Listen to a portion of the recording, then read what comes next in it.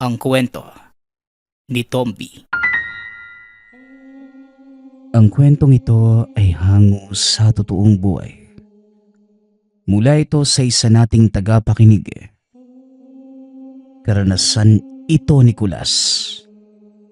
Walang eksaktong taon. Probinsya ng Capiz.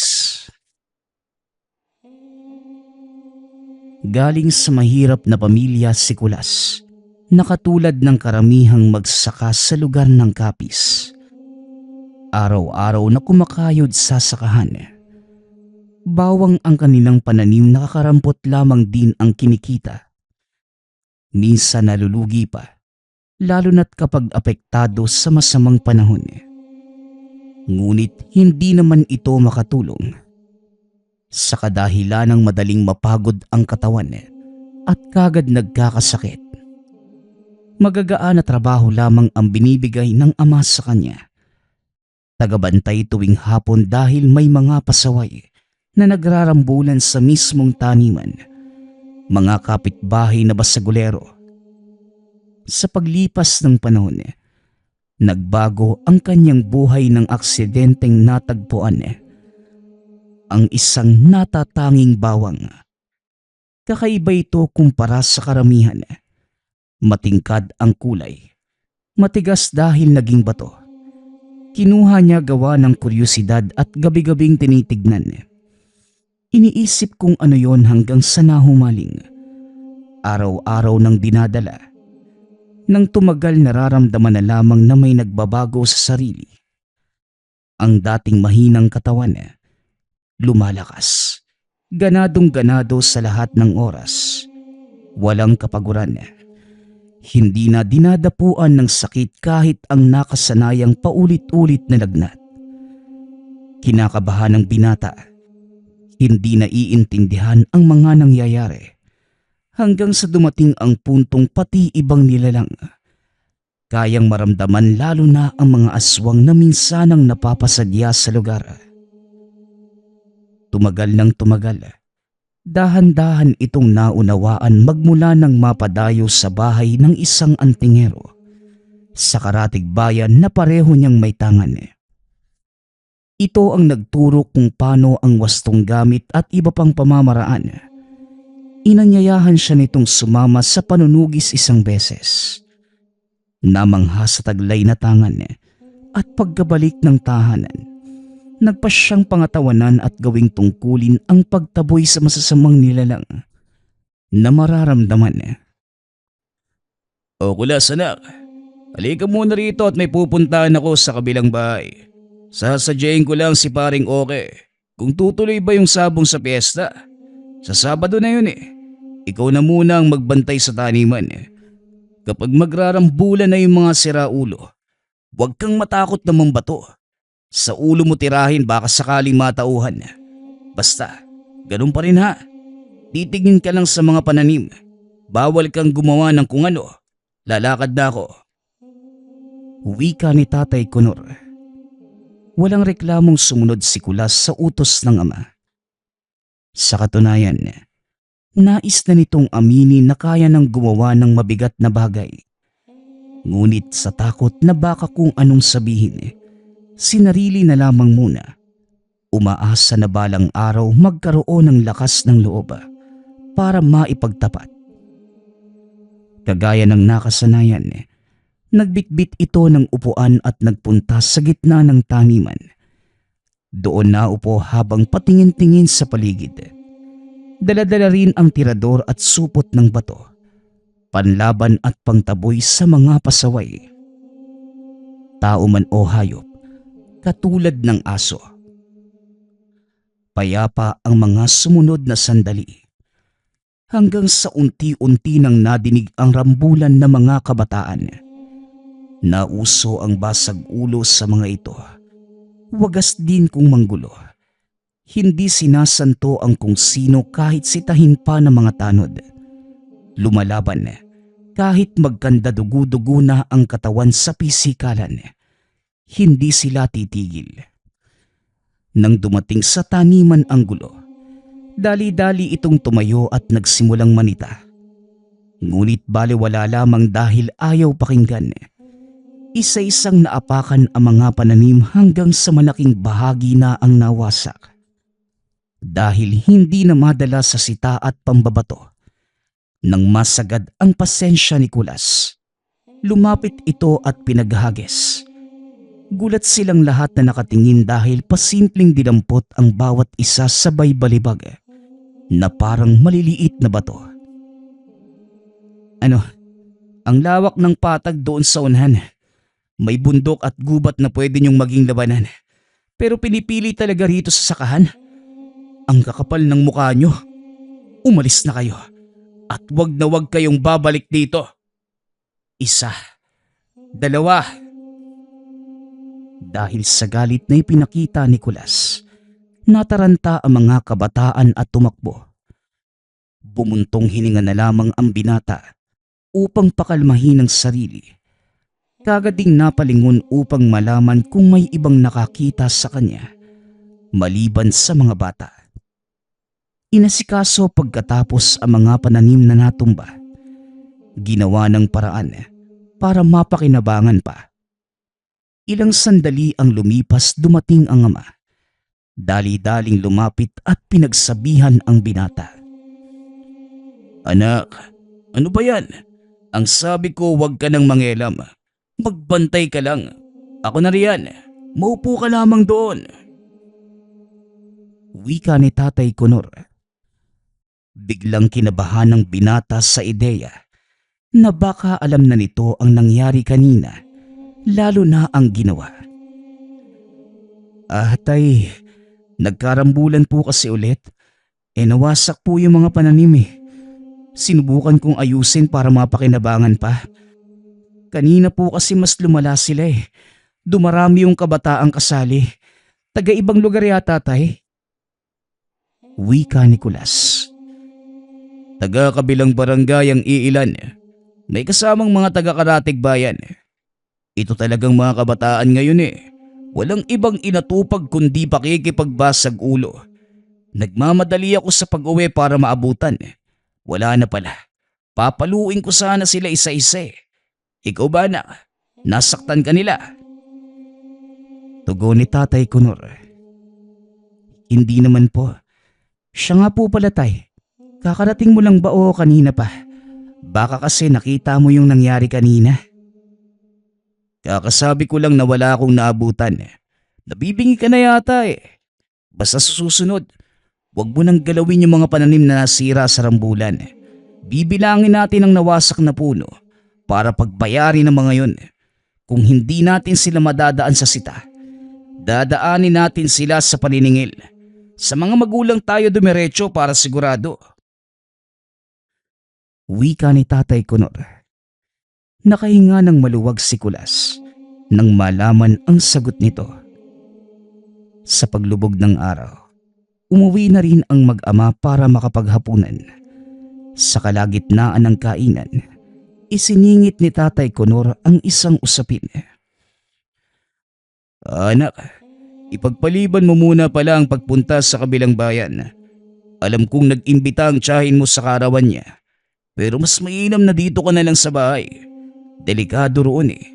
Kanina nabanggit sa akin ni Paring Oke na may sinalakay ng aswang. 2 buntis tapos hindi nakaligtas yung isa. Hindi ko na maintindihan yung takbo ng panahon ngayon eh. Kung hindi problema sa gulo ng mga kabataan, ito namang aswangan. Diyos ko po.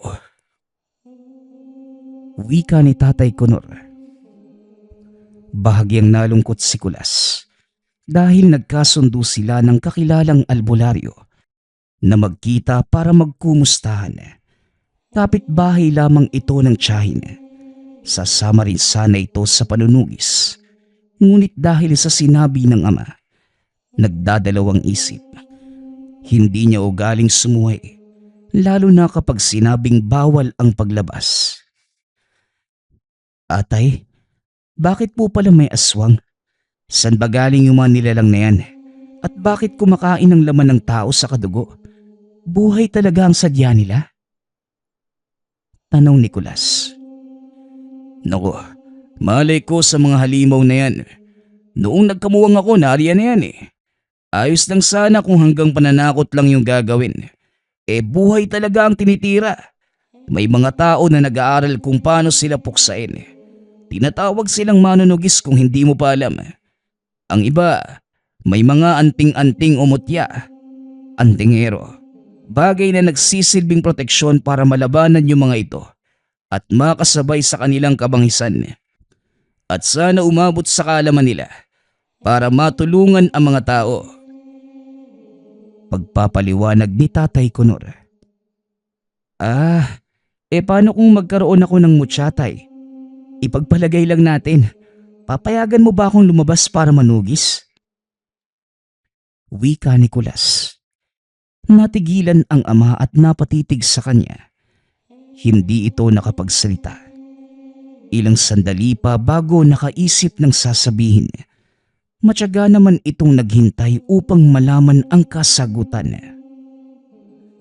Isang biyaya ang magkaroon ng mutya. Bihira lamang itong mangyari sa buhay ng isang tao dahil hindi basta ang bagay na yan. Kung sakali mang magkaroon ka. Napabuntong hininga muna ito bago nagpatuloy. Di magpapasalamat ako sa kalikasan dahil binigyan ka. Pero hindi ako makakapayag na manugis ka. Kahit na may proteksyon pang mutya, hindi natin alam ang mga posibleng mangyari. Iba't ibang uri ang aswang. May ordinaryo na madaling mapuksa. Meron namang mahirap patayin. Bumabaliktad pa kung minsan at mapapatay ang nanunugis. Di ba tay, dapat po pangatawanan yung pagkakaroon nito? Paano kung pinili ka ng mutya? Isasawalang bahala mo na lang po ba dahil sa takot? Kung makatanong ka parang meron na. Nako, wag na tayong mangarap. Maganda ang magkaroon pero seryosong tungkulin eh. Hindi pwedeng sa maiksing panahon lang. Panghabang buhay na yan. O tapusin mo na muna yung pagkain. Lalabas lang ako. Pag-uusap ng mag-ama. Tumangulang si Kulas bilang pagtugon. Napapaisip sa sinabi ng ama. Malinaw na hindi ito sasang-ayon sa pagkakaroon niya ng mutya. Ngunit ayaw ring pakawala ng tungkuling nagbibigay ng lakas at nagligtas sa mga karamdaman. Maiintindihan mo naman siguro tayo, no? Ipapaliwanag ko rin balang araw. Patawad din kung itatago ko ito ngayon. Bulong sa sarili habang nakatitig sa ama na nagsisindi ng sulo sa labas. Lumabas ito at tumulong. Pinapasok na rin ang tahanan makalipas ang ilang sandali. Samantala, nanatili si Tatay Kunor para magbantay. Dahil paminsan-minsan, may mga siraulong nagnanakaw ng mga pananim. Hindi ito makatulog. Naiisip ang ama na nasa labas. Dinudungaw niya sa bintana para malaman kung ano ang ginagawa. Nasa tabi lamang ito. Nakaupo habang inaatupag ang pagbabantay. Ganoon ang sitwasyon sa lumipas na mga oras. Ngunit biglang nagbago ang lahat nang sumapit ang madaling araw. Papasok na sana ng mga sandaling yon si Tatay Kunor. Ngunit natigilan nang madinig ang ingay ng pag-angil sa dulo ng taniman. Pati si Kulas, naagaw ang pansin. Nagmamadali itong lumabas upang hilahin palayo ang ama. Dahil ang ingay na yon, sigurado itong nagmumula sa isang aswang. Anak, pumasok ka muna sa loob. Sa tingin ko mabangis na hayop ito. Doon ka lang sa loob. Ako na ang bahalang humarap sa lintik na ito. Wika ni Tatay Kunor. Dali-daling sinindihan ang iba pang sulo sa bakuran, sabay hugot ng itak. Hindi tay, kayo po ang pumasok. Ako na ang bahala sa aswang na yan. Wika ni Kulas, na labis na ikinagulat ng ama. Oh, ano naman ang gagawin mo? Titirahin mo ng tirador. Anak, hindi tatablan ng bato ang ganyang nilalang. Pumasok ka. Ako narito. Wika ni Tatay Conor. Ngunit hindi nakinig si Kulas. Sinamahan ang ama kahit ilang beses na itong pinagsabihan. Kumuha ito ng sariling itak at hinintay ang paglapit ng hindi pa nakikitang nilalang. Mas lumalakas ang mga pag-angil. Ang mayayabong na talahib sa dulo ay nahahawi, na para bang nagwawala doon ang halimaw. Lumapit sila at nakita ang isang nilalang. Duguan, maraming sugat sa katawan at malala ang lagay. Namimilipit sa sakit. Habang nakatitig sa kanila ang mga matang nangungusap. Ilang sandali pa, nagpalit ito ng anyong tao at kagad nagsalita. Wag, hindi ako kaaway. Tulungan niyo ako. Tinutugis ako ng aking mga kalahi. Pakiusap, tulungan niyo ako. Wika ng lalaki. Tulong? Mukha mo. Isa kang aswang tapos sasabihin mong hindi ka kaaway? Aba, utuin mo na yung iba. Huwag lang kami. Kung ayaw mong mapatay, sige, umalis ka na at huwag ka nang babalik dito. Oh, ano pang iniintay mo? Lumakad ka na bago ko pa maisipang tagain ka. Tugon ni Tatay Conor. Hindi ako pwedeng umalis. Wala na akong mapupuntahan. Hinabol ako ng aking mga kalahi. Kailangan ko po ng tulong. Tulungan niyo naman ako. Bakit ka naman hinahabol? Katulad ka lang din naman nila. Teka, sinusubukan mo ba kaming linlangin para mabiktima? Tanong ni Kulas. Wala akong balak na mambiktima, lalo na kung tao. Manong, hindi ako kagaya ng karamihang aswang. Sinusubukan ko pong mabuhay na katulad yung normal. Kaya nga tinutugis ako ng sarili kong mga kalahi. Dahil imbes na tulungan sila, kumukontra ako. Sa katunayan, pinapatay ko yung aswang na makikita kong bumibiktima ng tao. Pagpapaliwanag ng lalaki. Mararamdaman naman ang sensibilidad at pagkatotoo nito. Ngunit hindi yon pinangiwalaan ni Tatay Conor. Ulol, kami pa talaga ang susubukan mong bilugin? Kung hindi mo pa naitatanong, marami na akong napuksang aswang. Baka gusto mong dumagdag? Wika ni Tatay Conor. Manong, totoo po ang sinasabi ko. Maniwala naman kayo. Isa po talaga. Hindi na ituloy ang salita nang bigla itong mag-ibang anyo. Sabay sunggab kay Tatay Conor na nasa malapit. Otomatiko namang kumilos si Kulas at sumaklolo. Matapos mahawakan, binalian ng kamay. Tinaga at wala sa planong napugutan ng ulo. Pareho silang nagulat na mapagtanto ang nangyari. Maging ang ama, hindi makapaniwalang tumingin sa anak. Kagad itong nag-iwas. Aba, marunong ka palang makipaglaban, anak? Hindi ko alam yan. Saan ka naman natuto? Ang lupit ng galawan mo. Sandali, gumamit ka ng lakas. Naku, lalagnating ka niyan, anak. Halika na sa bahay, bilisan mo. Wika ni Tatay Conor. Pero paano po yung aswang? Iiwanan na lang po natin dyan. Baka makatakas pa. Tugon ni Kulas. Halika na, patay na rin naman yan eh. Dalian mo bago may dumating. Malay natin may kasama pa yung iba. Muling wika ng ama. Hindi na nakapalagpas si Kulas. Hinila siya nito paalis at wala nang magawa. Gusto niyang balikan upang mailigpit ng mabuti ang katawan. Ngunit nakabantay si Mang Conor. Ayaw niya ring mahuli kaya't pinipigilan ang sarili. Kinaumagahan, maaga itong nagpunta sa dulo ng taniman upang tignan ang bangkay ng nilalang. Ngunit wala na itong naabutan maliban sa mga bakas ng dugo. Sinundan niya ang nahawing talahib na halatang dinaanan nito, subalit walang natagpuan pagdating sa dulo. Kinakabahan ng pinata dahil minsan nang nadidinig mula sa kilalang antingero na posibleng mabuhay muli ang aswang. Depende naman sa uri at lala ng sugat. Hindi niya alam ang nangyari sa nilalang, kaya ganoon na lamang ang pag-aalala. Nagmamadali siyang bumalik ng tahanan at nagtanong sa ama. "Tatay, yung aswang kagabi, nakita niyo po ba? Nauna kayong gumising sa akin eh. Hindi na natin yung ginalaw kagabi. Pero wala na po ito roon. May alam po ba kayo?"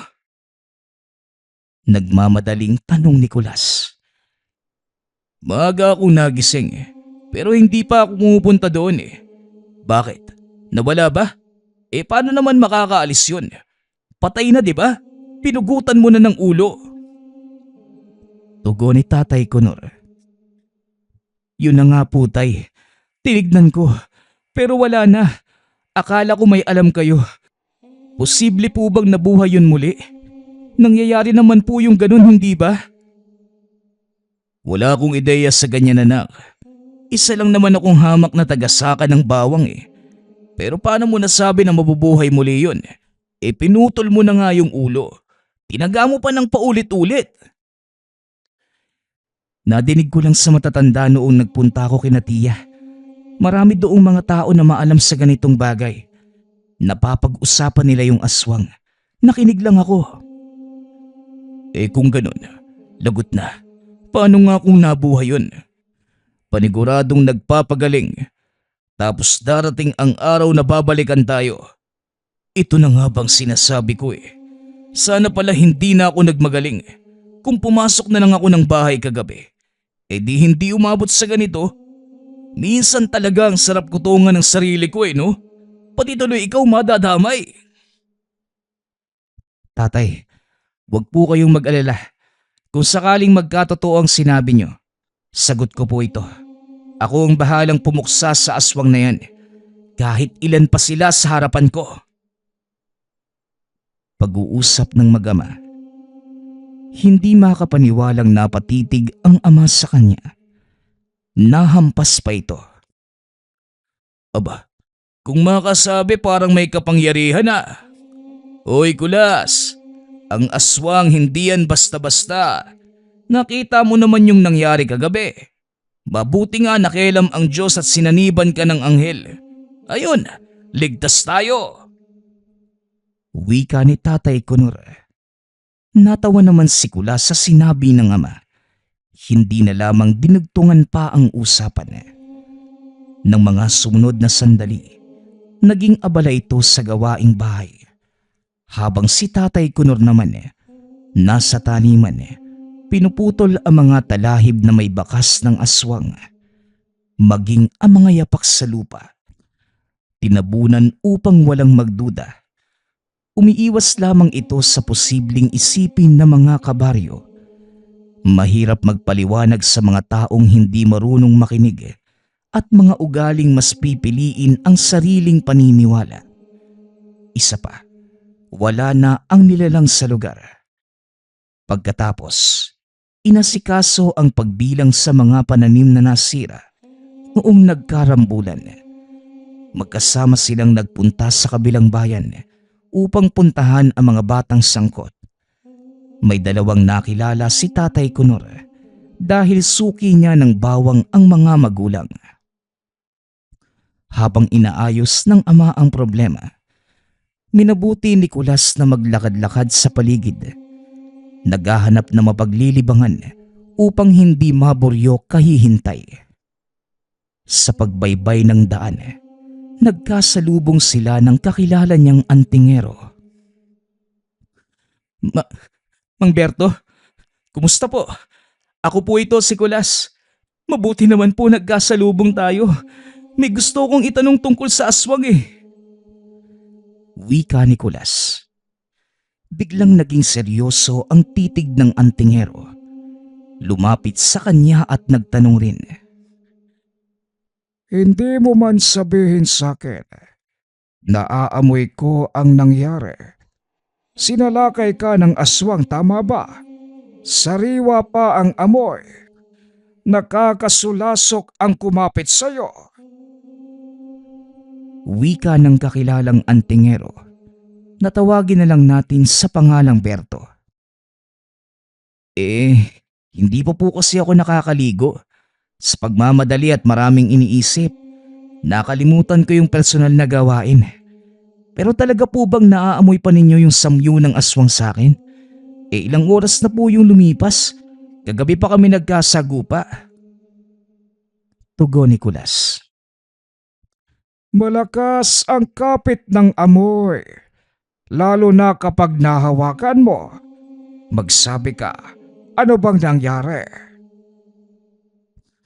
Mang Berto, kinalaban po namin ni tatay pero hindi naasikaso yung katawan. Natatakot po kasi ako na malaman niyang meron akong tangan eh. Tutol po siya ron. Gusto ko mang iligpit katulad ng ginagawa niyo noong isang beses akong sumama sa panunugis. Pero hindi nangyari. Binalikan ko po kaninang umaga pero wala na. Masasabi niyo po bang nabuhay yung kahit napugutan ng ulo? Wika ni Kulas. Nakahinga ng maluwag ang antingero. Binigyan siya ng tapik sa balikat. Huwag kang mag-alala. Hindi na yon mabubuhay. Napugutan mo na pala ng ulo. Ang aswang na may kakayahang mabuhay ay iilang lahi lamang. At kapag nagtamo ng sugat sa katawan, hindi kong napugutan ng ulo o nahati. Sa tingin ko, kinuha ng kasama ang bangkay kaya hindi mo na nakita. Mabuti ang ginawa mo, Kulas. Biruin mo, baguhan ka pa lang pero may naiaambag ka na sa tungkulin natin bilang manunugis. Mas masaya po kapag pinayagan ako ni Tatay Kunor. Kapag po kasi ganito, itinatago ko. Limitado lang yung bawat pagkilos. Balang araw naman po, sasabihin ko rin sa kanya at sana sa pagkakataong yun, sasang-ayon na siya. Ipinagdarasal ko na payagan kanya. Paano kung sumuway ka muna? Mamayang gabi, may tutugisin akong aswang. Ito yung pabalik-balik sa lugar namin. 3 beses na. Nadali pa yung mga buntis. Tapos nakita ko rin doon sa kabilang barangay kanina lang. Hindi ko nahuli. Masyadong tirik ang araw ng mga oras na yon. Marami ding tao sa paligid. Nalingat lamang ako ngunit nawala na. Wika ni Mang Berto. Natuwa si Kulas nang madinig ang imbitasyon ng matanda. Ngunit nawala rin ng maisip ang ama. Teka lang po, Manong. Pag-iisipan ko po muna. Baka payagan ako ni tatay na bumisita kay Tia mamaya. Kapag nakaalis po ko, pupuntahan kita kagad sa inyo. Sa ngayon po pala, kailangan ko na magpaalam. Baka hinahanap na ako eh. Magkita na lang po tayo sa susunod. Pagpapaalam ng binata sa matandang antingero.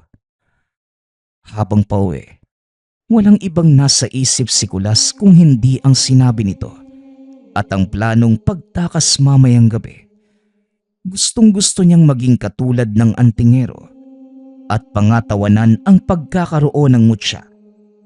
Sa sinasakyan pa lang, nagdarasal na itong payagan ng ama na lumabas. Pagsapit ng gabi, palakad-lakad ito sa harapan ng nakasarang pinto. Nakatingin lamang sa kanya si Tatay Kunor. Halos magdikit ang mga kilay sa pagtataka. Oy Kulas, napaano ka ba? Hindi ko na mabilang kung ilang beses kang naglakad ng pabalik-balik dyan. Meron bang problema, anak? Tanong ni Tatay Kunor. Tay, baka po pwedeng pumunta ako kay Tia. Ngayon po yung selebrasyon nila. Hindi po ba? Hindi ako mapakali. Gusto ko po sana talagang dumalo. Kung papayagan nyo lang naman. Tugon ni Kulas na para bang nahihiya. Matagal bago nakasagot si Mang Kunor. At nang sandaling pumayag na ito, tuwang-tuwa ang binata. Hindi na pinakinggan ang kasunod na sinabi dahil sa pagmamadali. Nakarating ito sa kabilang bayan malalim na ang gabi. Wala nang katao-tao sa labas. Hindi na nakaabot sa tahanan ng tiyahin dahil nakasalubong si Mang Berto. Kasalukuyan na itong nanunugis. Oh, tama lang ang dating mo. Nakita ko na yung aswang. Pero mabilis akong natatakasan. Kilala na niya ako eh. Ganito, tulungan mo kong mahuli siya. Lumapit ka sa kanya at tignan natin ang mangyayari. Wika ni Mang Berto. Hindi niya maintindihan ang punto ng matanda. Ngunit sumunod pa rin. Kahit naguguluhan sa anong gagawin, nilapitan nito ang kinalalagyan ng isang ale. Nakaupo ito malapit sa tambakan ng basura. Kagad ngumiti nang makita siya. Tulong iho, may pagkain ka ba riyan? Kanina pa ako nagugutom, kahit kaunti lang sana. Wika ng ale. Lumingon ito sa kinatatayuan ni Mang Berto kanina. Ngunit wala na. Ibinalik ang atensyon sa matandang babae. Manang, bakit po kayo nandito? Tahimik sa bahaging to tapos pwede kayong pagdiskitahan ng mga siraulo. Nasaan ho ba ang pamilya nyo? Bakit parang pinabayaan kayo? Tanong ni Kulas. Pamilya ba kamo? Meron ako. Pero isa lamang silang taksil. Mga walang hiya. Mga hayop. Kinawawa nila ako. Inalipusta. Sila nga ang dahilan kung bakit ako napadpad rito. Pinalayas. Tinugis na parang isang masamang nilalang. Wika na matandang babae. Natunugan ni Kulas ang paraan ng pananalita at pangungumbinse. Katulad na katulad ito ng lalaking aswang na nakalaban noong isang araw. Habang patuloy ito sa pagsasalita, sinikap na makuha ang kanyang loob. Nasipat si Mang Berto sa hindi kalayuan. Pagkatapos makuha ang senyas, naghanda na ito. Manang, malapit lang po yung bahay ko rito. Kung gusto nyo, sumama na lang po kayo sa akin para may matulugan na rin kayo ngayong gabi. Sasama po ba kayo? Wika ni Kulas. Nagningning ang mga mata ng matandang babae. Nauna itong naglakad para gabayan sa daan. Ngunit nang malapit na sila kay Mang Berto, nakahalata, maging siya ay nakilala. Anting-anting, manloloko. Manunugis kayo ng aswang. Wika na matandang babae, sabay takas. Kagad namang nahuli at dinala sa bahaging walang nakakaalam sa kanilang gagawin. Mabuti na lang dumating itong kasama ko. Dahil kung hindi, paulit-ulit mo kong matatakasan. Batinig ka rin, no? Kinabisado mo ang aking amoy at alisto kapag napapansin sa paligid. Ang lakas makasigaw ng manloloko. Hindi ba yan yung gawain ng inyong lahi para makapangbiktima? Kunwari kaawa-awa, pero may iba palang pakay. Sigaw ni Mang Berto habang pinapaliguan ng langis ang buong katawan nito. Nakagapos ang mga kamay at paa, kaya wala nang kawala. Sinaksak din gamit ang patalim. Ilang sandali pa'y sinunog hanggang sa buto na lamang ang natira. Tahimik lamang na nanonood si Kulas sa ginawang pagliligpit ng antingero. Tapos na. Pwede ka nang umuwi. Siguradong pagagalitan ka na naman ng iyong ama. Anong paalam ang sinabi mo para payagan ka? Manong, Karawan po kasi ni Tia ngayon. Yun yung paalam ko. Pumayag naman si tatay kaya nagmamadali po akong pumunta rito. Kinakabahan na nga po ako eh. Sigurado talagang magagalit yun. Wika ni Kulas. Talagang magagalit ako. Ang sabi mo, dadalo ka sa selebrasyon ng tiyahin mo. Pero ang totoo, sumama ka sa isang matandang antingero para manugis ng aswang. Napatay niyo man yung halimaw. Ikaw naman ngayon ang patay sa akin. Umuwi ka! Wika ni Tatay Kunor. Sinubukang magpaliwanag ni Mang Berto, ngunit hindi nakinig si Tatay Kunor. Pagka-uwi ng tahanan, pinagsabihan niya ang anak. Hindi ko alam kung kailan ka pa natutong magsinungaling. Kaya pala ang lakas mong makatanong tungkol sa mutya at aswang. Meron ka na palang tinatangan. Ilang beses ka na bang sumama sa antingerong yun? Ha? Kanina ko ba kayo sinusundan? Dahil nakakapagduda. Gabi na pero gusto mong lumabas ng bahay. At ginamit mo pa talaga yung tiyahin mo. Wika ni Tatay Kunor. Tatay, pasensya na po. Hindi ko sinasadyang itago sa inyo yung totoo. Natatakot lang ako sa magiging reaksyon nyo kung sakali. Humahanap lang po ako ng tiyempo. Tugon ni Kulas. Napabuntong hininga si Tatay Kunor. Mahabang katahimikan ang namayani bago ito nagsalita muli. O siya, kung yan talaga ang gusto mo, papayagan kita. Basta palagi mong siguraduhin na ligtas ka sa lahat ng oras. Huwag mo muna akong kausapin. Masama pa yung loob ko sa ginawa mong pagtatago. Wika ni Tatay Kunor. Natuwa si Kulas dahil sa wakas pumayag na ang ama. Ilang araw pa niya itong sinuyo para magkaayos muli. Galak din ang nararamdaman ni Mang Berto at hindi binigo ang binata. Itinuro niya ang mga dapat pang matutunan hanggang sa naging mas mahusay pa ito. Sa paglipas ng mga araw, unti-unting nawawala ang bali-balita tungkol sa aswang. Dahil sa oras na may matunugan, kagad itong ginagawa ng aksyon. Inuunahan bago pa makapangbiktima. Niyakap ni Kulas ang tungkuling ito hanggang sa naging ganap na manunugis at protektor ng mga tao laban sa anumang banta ng aswang. Ang susunod nating kwento ay mula sa isa nating tagapakinig. Karanasan ito ni Tibo. Walang eksaktong taon. Probinsya ng Samar. Nang mga panahong ito, labis na galak ang nararamdaman ni Tibo. Isang buwan na lamang magtatapos na ito sa kolehiyo. Kaya sa isang buwang natitira, pinilit ni Tibo na pumasok araw-araw sa eskwelahan.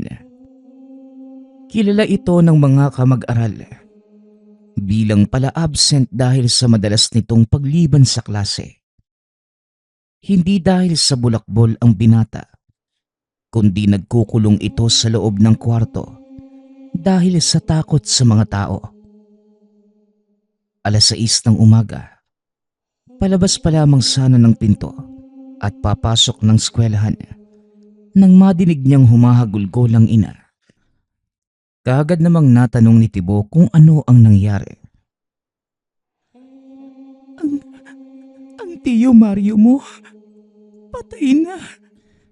Hindi na kinaya ang sakit sa baga. Wika ni Nanay Marta.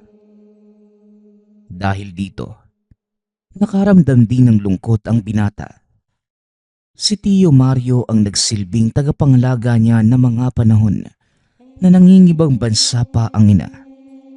At sa katunayan, sa probinsya na lumaki si Tibo at 5 taon pa lamang ang nakalipas magmula nang umuwi ang ina at nagpa siyang manirahan sa Maynila.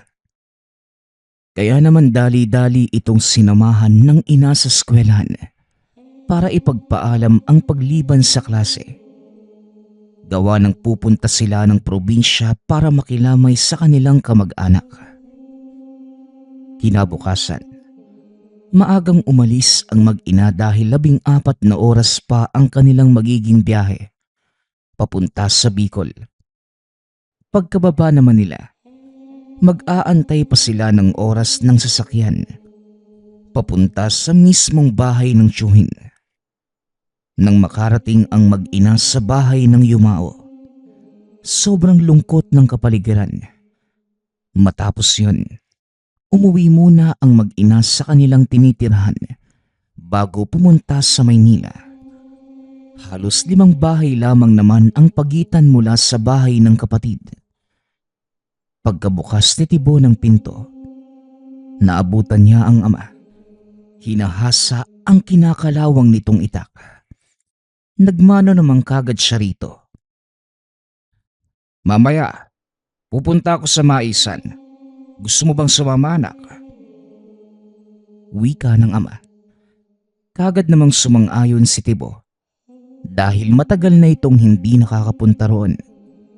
Madalas kasing tumutulong si Tibo sa paggapas sa Maisan. 8:00 na ng gabi nang mag-umpisa silang maglakad papuntang Lamay. Kinakailangan nilang tumulong tuwing gabi sa pagluluto at paghahanda dahil mas maraming dumadalaw ng ganong oras. Wala ni isang ilaw sa kanilang nilalakaran. Puro nagtataas ang puno lamang ng niyog at samut-saring damo ang nasa paligid. Bago pa man makarating sa kalsada, kailangan muna nilang dumaan sa malawak na ilog. Nang papalapit na sa ilog, nakarinig sila ng napakalakas na ingay mula sa paniki. Sanay naman si Tibo sa tunog nito. Dahil bata pa lang, nadidinig na niya ito at normal lamang. Lalo na kung may mamamatay o may burol. Bigla na lamang nagsalita ang ama. Alam mo ba, anak, yang nadidinig mo ay hindi talaga galing sa mga paniki. Galing yan sa mga nilalang na hayok sa katawan ng taong namatay. Pero dayo lang naman ang mga yan. At kadalasan, dyan sa ilog na yan sila tumatawid. Wika ng ama, sabay turo sa ilog. Nakaramdam ng takot si Tibo, kaya naman napahawak ito sa braso ng ama. Ngunit sinabihan naman siya nito na kumalma lamang dahil hindi naman sila gagambalain. Nang makarating sa Lamay ay napakaraming tao. Kaya naman, dali-dali silang tumulong sa pagluluto. Nalaman ni Tibo na tatagal ng 2 linggo ang burol ng tiyuhin. Normal lamang ito sa probinsya na mga panahong yun. 3:00 ng umaga nang tuluyang humupa ang mga tao. Kaya naman, sabay-sabay nang umuwi ang mga kamag-anak ni Tibo sa sariling mga tahanan. Dahil sa sobrang pagod, napasarap ang tulog ni Tibo at nagising ng 3:00 ng hapon. Pagbangon niya, siya na lamang mag-isa sa loob ng tahanan. Dahil sa biglaang pag-uwi nila sa probinsya, napagpasyahan ng binatang tapusin muna ang proyektong kailangan na ipapasa pagbalik sa eskwelahan. 8:00 ng gabi at abala pa rin sa pagtatapos ng proyekto. Bigla na lamang itong napatayo nang makarinig ng napakalakas na kalabog. Ayon sa kanya, galing ito sa bubong at sa taas ng mismong kinauupuan. Sa sobrang takot, mabilis itong tumakbo sa kusina para kumuha ng bawang at itak. Bata pa lamang siya, alam na niyang pangontra ang bawang at panakot naman ang itak sa mga umaaligid na aswang. Nanginginig man ang mga tuhod, buong tapang itong lumabas ng tahanan. Ikiniskis ng 1 beses ang dalang itak sa puno ng mangga na nasa loob ng bakuran. Tumingala siya sa bubong at kinilabutan sa nakita. Isang matandang lalaki na walang damit. Nakasuot lamang ng bahag ng isang katutubong aita at normal na tao lamang ang itsura. Laking pagtataka ni Tibo na mga panahong yun kung paano napunta ang lalaki sa bubong. Napaka-imposibleng makaakyat dahil wala silang katabing tahanan, bakod o maging puno. May puno man sa bakuran ngunit malayo naman ito sa kanilang tahanan. Kaya naman, kagad niyang napagtanto na isa itong aswang. Ipinagpatuloy lamang ng binata ang pagkiskis ng itak sa puno ng mangga. At makailang minuto lamang, bumaba na ito sa bubong at tumakbo ng sobrang bilis. Biglang naglaho ang nilalang, kaya nagpasya na din si Tibo na dumiretso sa lamay. Habang naglalakad, ikinikiskis pa din niya ang itak sa bawat punong madaanan hanggang sa makarating sa bahay ng yumaong tiyuhin. Ni isang beses, hindi na ito lumingon sa likuran. Natatakot itong pag lumingon siya ay makikita niya muli ang nilalang na nakita niya kanina. Pagkaraan pa ng ilang araw, wala namang kakaibang nangyari sa lamay. Ngunit noong 12 araw na, nagpaalam muna ang ama na magagapas ng mga mais sapagkat yon ang nakatakdang araw sa pag-ani ng mga ito. Dagdag pa ng ama, ang ibang makukuha niya ay gagamitin sa disperas ng lamay. Voluntaryo namang sumama si Tibo dahil gusto niya muli itong maranasan. Hanggang sa makarating na sila sa maisan. Paglipas ng ilang sandali, madami silang nakuhang mais kaya sila natagalan sa lugar. 8:00 na ng gabi nang magsimula silang maglakad pa uwi. Mabagal lamang ang kanilang paglalakad dahil sa sako-sakong mais na dala. Hila-hila ng ama ang pang-araro ng kalabaw dahil doon niya inilagay ang ilang sako ng mais. Hindi naman sila nahirapan sa dilim ng daan sapagkat bilog ang buwan ng mga sandaling yun.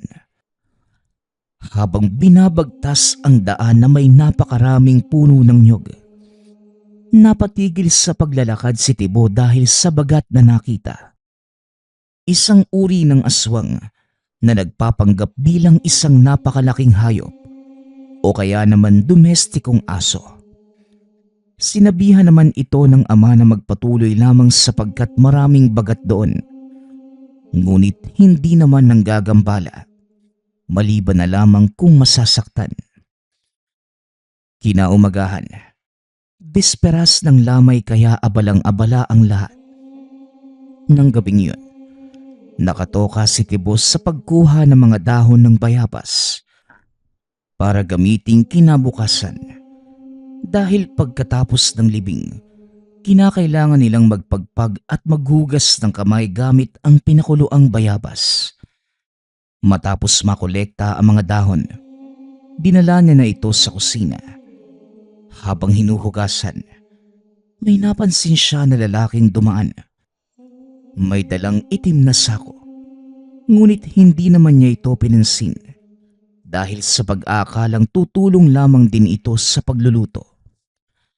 Makalipas lamang ang ilang minuto, napasigaw ng malakas ang isang matandang babae. Ang matandang ito ay isang sikat na albularyo sa lugar at maswerte silang makita ito habang nakikilamay. Ayon sa matanda, nakatulog ang nagbabantay sa patay. Merong isang lalaking lumapit sa bangkay at tinakluban ang katawan gamit ang itim na tela. Madali lang naman itong matakpan sapagkat ang kabaong na gamit, wala namang salamin. Napagtanto ni Tibo na ito yung lalaking nakita niya kanina. Nakuha naman ng albularyo ang atensyon ng lahat. Hindi pa din umaalis ang lalaki sa kinatatayuan na parang nagdarasal. Nilapitan ng albularyo ang bangkay. Hinawakan ang mga paa, sabay bigkas ng isang orasyon. Hindi pa man natatapos ang orasyon ng albularyo, tumakbo na ang lalaki palayo. Dahil sa pangyayaring yun, nagkagulo ang mga tao sa lamay, ngunit kagad naman itong napakalma ng albularyo. Kinausap din ito ang pamilya ni Tibo. Ayon dito, pakibantayang maigi ang bangkay dahil ang aswang na yon, isang dayuhan lamang. Ang telang itinaklob sa bangkay ay para gawing sabulag habang nagdarasal. Kapag nagtagumpay ang aswang sa kanyang dasal, magiging karne o pagkaing dagat ang bangkay ng kanyang tiyuhin at magsisilbing panlason o pangyanggaw. Bukod sa insidente, wala naman iba pang nangyari ng gabing yun. Matiwasay din na nailibing ang bangkay ng tiyuhin ni Tibo. Halos isang linggo muna silang namalagi sa lugar pagkatapos ng insidente bago lumuwas muli ng Maynila. At ito na ang huling uwi ni Tibo sa probinsya ng Samar. Sa kasalukuyang taon, 27 taon na ang nakalilipas magmula ng maranasan ang kagimbal-gimbal na pangyayaring yon. Ngunit simula ng araw na yon, magpasa hanggang ngayon, sariwa pa din ito sa alaala ng pamilya ni Tibo. Nagpapasalamat nga pala ako sa lahat ng sumusuporta sa ating channel. Nawa ay patuloy niyong suportahan at pakinggan ang ating mga kwento. Hanggang sa muling pakikinig. Paalam.